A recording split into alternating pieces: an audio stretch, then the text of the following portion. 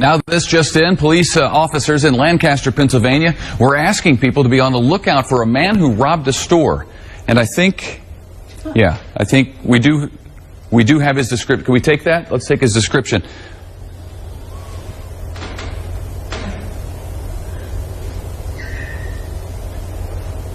Okay.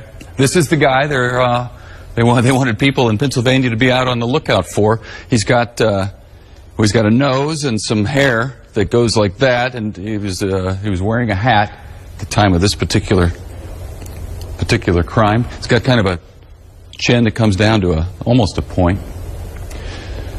Stands about 5 feet 4 inches